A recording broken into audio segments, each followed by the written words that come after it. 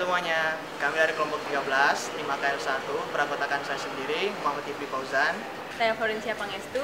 Saya Yubi Muhammad Hafiz. Dan saya sendiri, Vivi Endah Ayuningstias.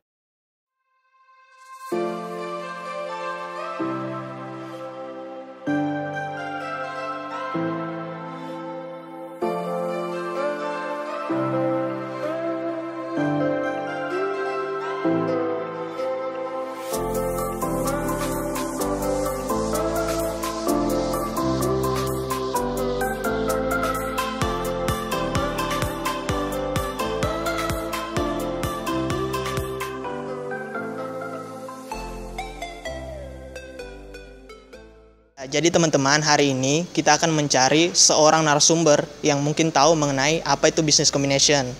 Nah, ayo kita lihat-lihat. Nah, itu ada mahasiswa, ayo kita samperin. Mas. Gimana kabarnya? Gimana?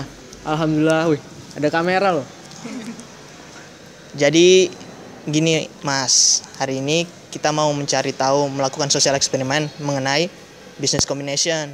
Nah, sebelum itu, namanya siapa Mas? Saya Gilang Fatihan, Jurusan? akuntansi 2015. Berarti udah pernah ngambil akal 1 dong? Sudah. Nah, menurut Mas sih, apa sih business combination itu? Setahu saya ya, bisnis kombinasi ya gimana suatu entitas mengambil alih atau melakukan pengendalian terhadap entitas lainnya. Itu setahu saya. Jadi kombinasi bisnis. Oh, kalau seperti itu Mas, tahu nggak business combination diatur menurut akuntansi di PSAK nomor berapa? Wah, PSAK-nya ya. Lupa sih. Oh ya udah, saya kasih tahu ya Mas. Boleh. Business combination diatur di PSAK nomor 22. 22. Ya. Pengertiannya hampir sama kayak yang Mas sebutkan tadi. Cuma memang ada beberapa. Jadi menurut PSAK nomor 22, Gimana?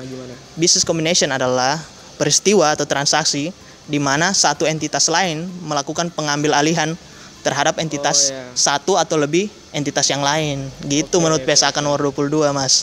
Udah paham? Sip. Terima kasih loh, ini infonya menambah wawasan. Ya, sudah. Ada lagi? Nah, nih untuk selanjutnya, teman saya mau nanya nih. Wah, boleh. Masih banyak nih. Ya, masih banyak lumayan. Mas kan tadi udah tahu pengertian tentang kombinasi bisnis itu apa. Kira-kira Mas tuh tahu nggak sih motif perusahaan ngelakuin kombinasi bisnis itu apa? Setahu saya lagi ya. Setahu saya tentu untuk ekspansi perusahaan, ekspansi dalam artian investasi dan lain sebagainya. Itu sih. Itu benar sih Mas, tapi selain itu untuk lebih jelasnya tuh sebenarnya ada banyak banget alasannya. Salah satunya itu untuk menghemat kos. Jadi kalau misalnya perusahaan nih, misalnya dia itu dalam bidang furniture, terus dia mau ekspansi ke bidang misalnya gadget. Nah, berarti kan dia mesti ngelakuin research and development lagi. Nah, itu kan ngabisin uang lagi. Nah, daripada kayak gitu mending dia beli perusahaan lain yang udah di bidang gadget. Seperti itu. Iya sih, benar. Terus ada juga, iya betul. Terus ada juga dari dia menghindari dibeli atau diambil alih oleh perusahaan lain. Misalnya dia tuh lagi keadaan ekonomi buruk. Jadi lebih baik dia gabung sama perusahaan lain yang lebih menguntungkan dibandingkan dia diambil alih sama perusahaan lain yang dia sebenarnya nggak mau, kayak gitu. I see. Oke. Terus ada juga dia itu untuk mengurangi resiko. Sebenarnya sama kayak poin pertama tadi.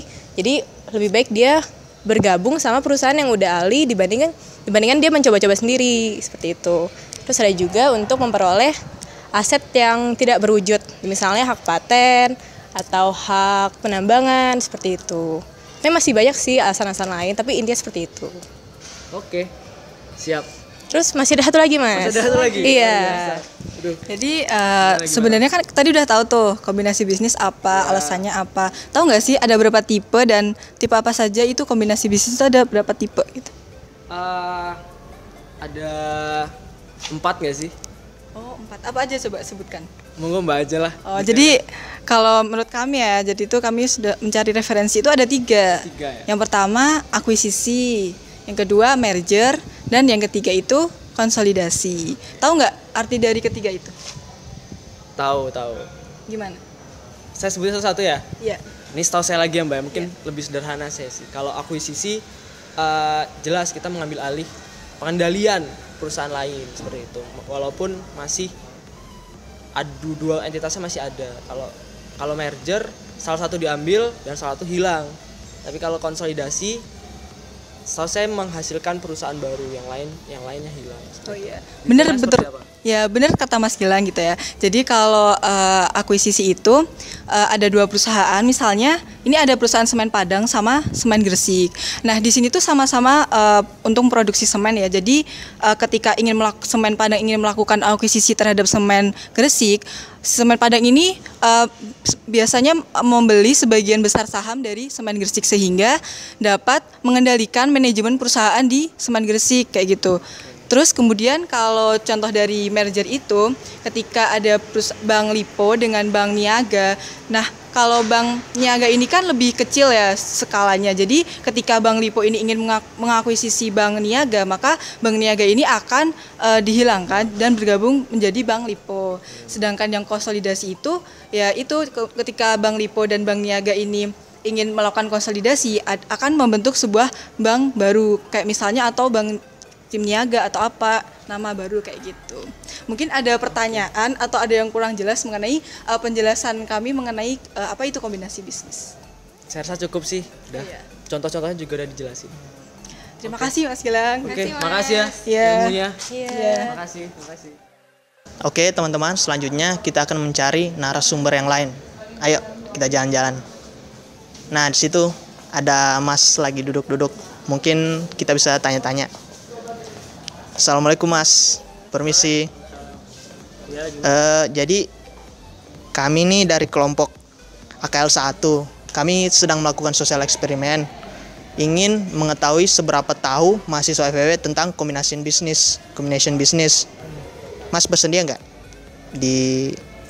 jadi narasumber? Gimana ya? Berapa lama kira-kira?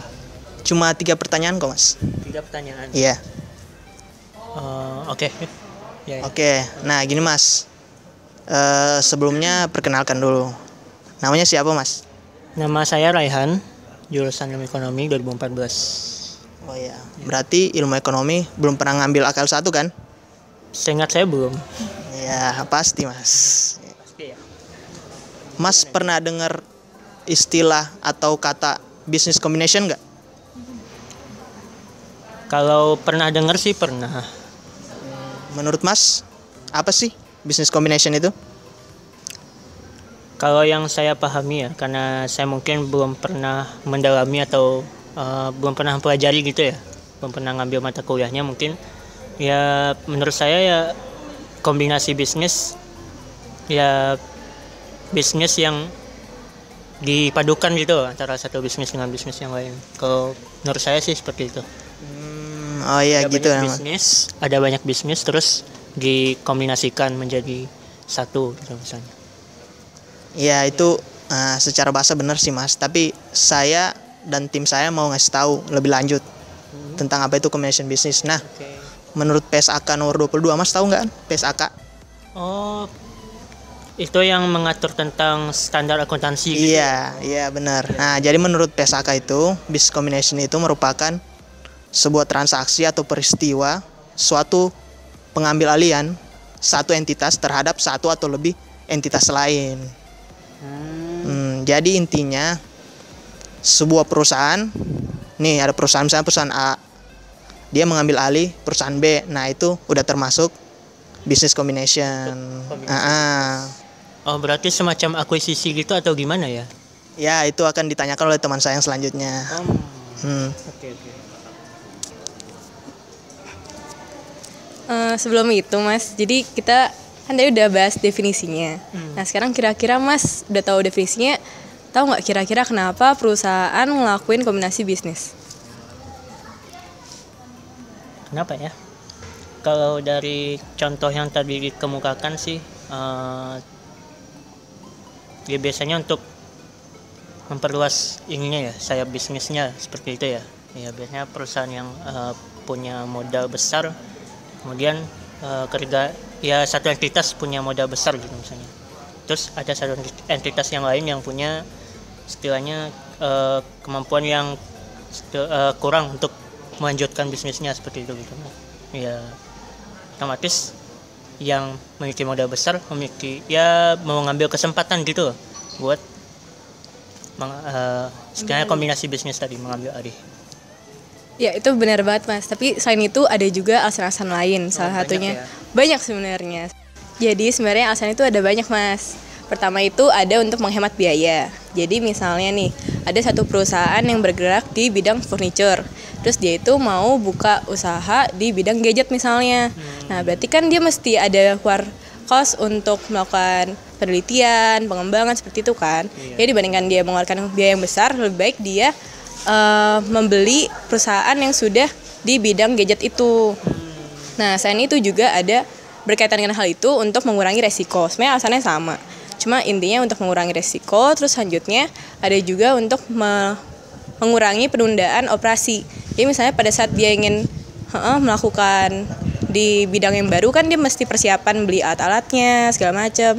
Itu kan memerlukan waktu yang lama. Jadi lebih baik kalau dia langsung beli aja yang baru langsung jadi. Langsung waktunya lebih singkat persiapannya. Habis itu ada juga untuk menghindari untuk diambil alih oleh perusahaan lain. Misalnya dia cadangan keuangannya sedang tidak baik.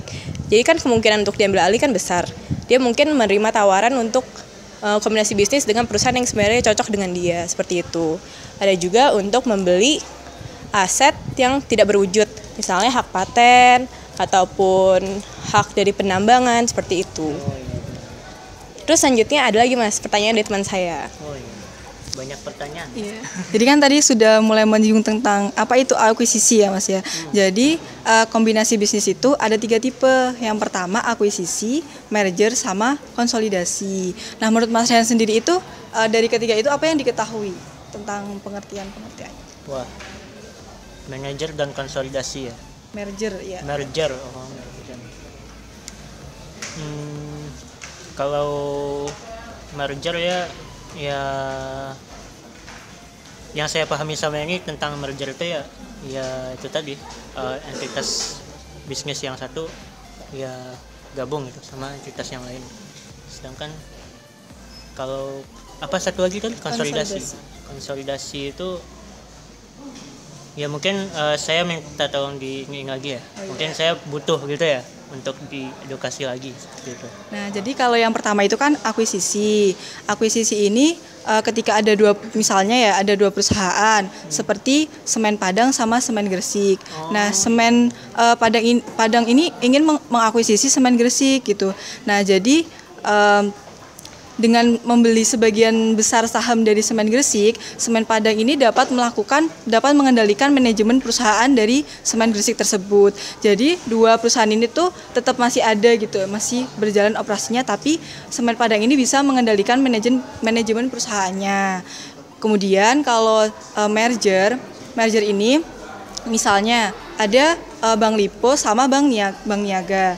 Nah, Bank Lipo ini kan kapasitasnya lebih kecil daripada Bank Niaga. Ketika Bank Niaga ini ingin melakukan merger terhadap Bank Lipo, maka Bank Lipo ini akan dihilangkan, sudah tidak beroperasi dan akan bergabung menjadi satu Bank Niaga ini. Tapi sekarang kan namanya berubah menjadi Bank Sim Niaga kayak gitu. Kemudian kalau konsolidasi itu ketika ada satu atau beberapa perusahaan itu bergabung melakukan konsolidasi membentuk satu perusahaan baru. Misalnya ada Bank Eksim, Bank Bapindo, Bank Budidaya sama Bank Dagang Negara akan melakukan konsolidasi membentuk satu yaitu Bank Mandiri kayak gitu. Jadi tercipta satu Bank Mandiri yaitu bank baru kayak gitu. Sedangkan 4 bank lainnya itu akan tidak beroperasi lagi kayak gitu. Mungkin ada yang belum paham atau bagaimana? Ada yang ditanyakan? Saya baru paham sekarang. Paham. Ya penjelasan yang tadi diberikan sepertinya sudah clear sih, menambah insight buat saya. Terima kasih Mas Rehan. Oke, jadi teman-teman, hari ini kita akan mewawancarai seorang narasumber yang sudah mengetahui tentang business combination. Jadi kemarin tuh kita udah janjian ke orangnya, terus langsung kita samperin. Ayo.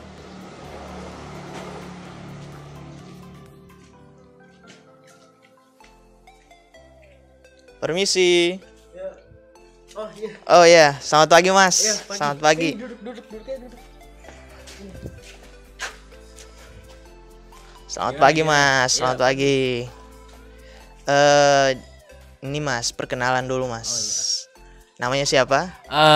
Nama saya Zulharman Latif, Zulharman dari akuntansi 2014. 2014 ya. Berarti udah ngambil AKL 1 sama AKL 2 dong? Iya, alhamdulillah sudah AKL 1 maupun AKL 2 udah selesai. Gini Mas, kami mau nanya-nanya nih. Mas pernah dengar nggak istilah business combination? Business combination pernah. Jadi itu di mata kuliah akuntansi keuangan lanjutan 1 dan manajemen keuangan 2 kebetulan ada juga. Kalau seperti itu, menurut Mas kira-kira apa sih arti dari business combination atau definisi dari business combination? Ini berarti definisinya bebas kan, nggak harus menurut PSAK, nggak harus kan.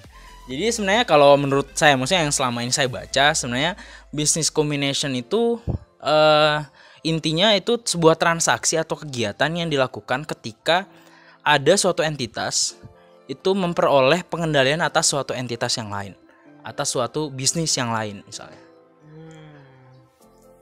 Waduh, Mas ini kayaknya udah tahu ya. Ya sebenarnya kalau kami boleh jujur Mas, definisi yang Mas berikan tuh mirip dengan definisi yang ada di PSAK nomor 22 Mas. Jadi nggak perlu dijelasin lagi. Berarti Mas ini udah hebat ya. biasa. Ya untuk selanjutnya, kira-kira Mas apa sih alasan perusahaan atau entitas melakukan business combination? Apa ya?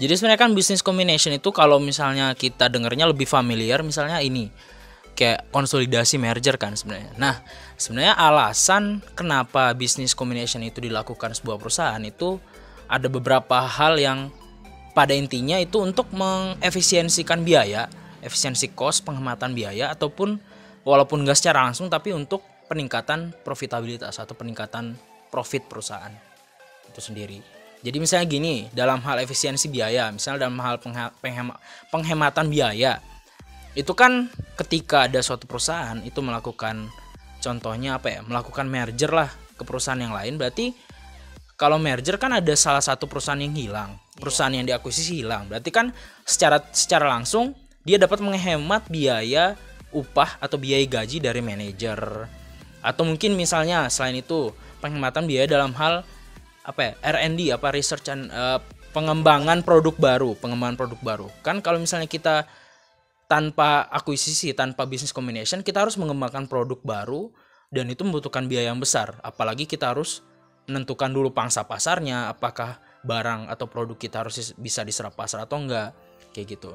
Selain itu juga, alasan itu juga yang mendasari kenapa business combination juga dapat mengurangi risiko perusahaan, karena itu risiko terbesar perusahaan itu ketika penentuan produknya, apakah targetnya untuk pangsa pasar yang mana sih? Apakah produk yang dihasilkan tuh bisa diserap pasar atau enggak? Jadi risiko-risiko yang kayak gitu bisa hilang, karena kalau misalnya kita mengakuisisi atau mengambil alih suatu perusahaan yang sudah ada, berarti kan produknya sudah jelas pangsa pasarnya apa. Jadi risiko terhadap hal itu mungkin bisa hilang. Dan mungkin yang lain juga ada alasan yang lain, misalnya mengurangi waktu penundaan perusahaan, berdirinya operasi perusahaan. Misalnya kan kalau kita mendirikan sebuah perusahaan baru itu kan butuh waktu dalam hal izin pokoknya yang berkaitan dengan birokrasi lah di pemerintah gitu.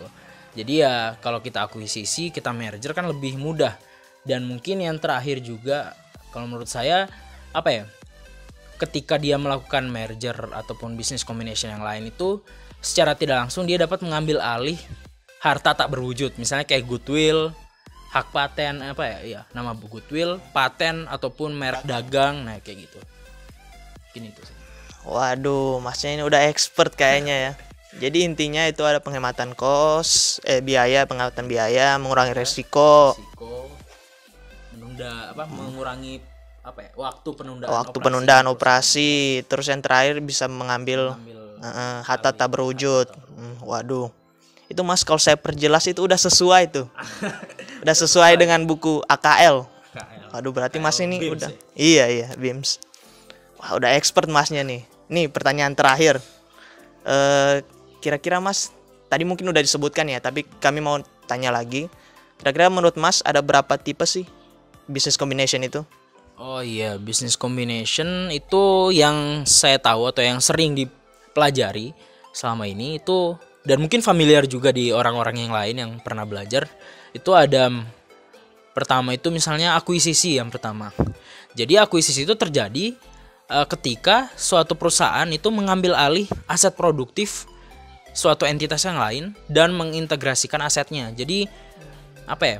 Simpelnya tuh nggak ada perusahaan yang hilang, nggak ada perusahaan yang hilang. Jadi dia hanya mengintegrasikan aset-aset produktif ke perusahaan yang mengakuisisinya. Contohnya yang selama ini tuh misalnya semen Padang itu diakuisisi sama semen Gresik ya, Gresik kalau nggak salah. Terus kalau yang kedua itu merger. Kalau merger bedanya sama konsolidasi, bedanya sama akuisisi. Jadi merger tuh ketika perusahaan yang mengakuisisi itu mengambil alih semua operasi perusahaan yang diakuisisi. Jadi perusahaan yang diakuisisi itu dibubarkan. Secara ini dibubarkan. Contohnya itu terjadi ketika Bank Niaga ya, itu merger sama Lipo. Sekarang namanya CIMB Niaga. Karena Niaga tuh lebih superior, makanya namanya CIMB Niaga sebenarnya. Budaya-budayanya juga diambil alih. Misalnya kayak warna baju itu jadinya diambil dari CIMB Niaga, dari Bank Niaga, dan namanya juga CIMB Niaga. Terus kalau misalnya yang terakhir itu ada yang selama ini dipelajari itu konsolidasi. Kalau konsolidasi itu ketika beberapa entitas itu bergabung dan membentuk sebuah perusahaan baru, membentuk sebuah entitas baru. Contohnya seperti Bank Mandiri.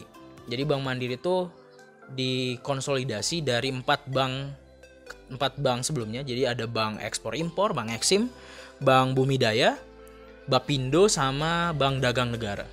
Itu konsolidasi membentuk Bank Mandiri. Aduh, ini udah expert banget masnya nih. Jadi intinya masnya menjelaskan ada 3 tipe menurut masnya. Ada akuisisi, merger, konsolidasi. Nah, ketiga tipe itu lagi-lagi sesuai dengan yang tercantum di AKL. Waduh, berarti masnya ini udah, jadi kami nggak salah pilih narasumber ya. Aduh. Ya kalau gitu, makasih mas atas waktunya. Sama-sama. Nah, udahan diberkahi hidupnya. Amin. Semoga cepat. Ya, sekian wawancara dari kami. Terima kasih teman-teman. Sampai jumpa di pelajaran AKL 1 Pak Gunggu.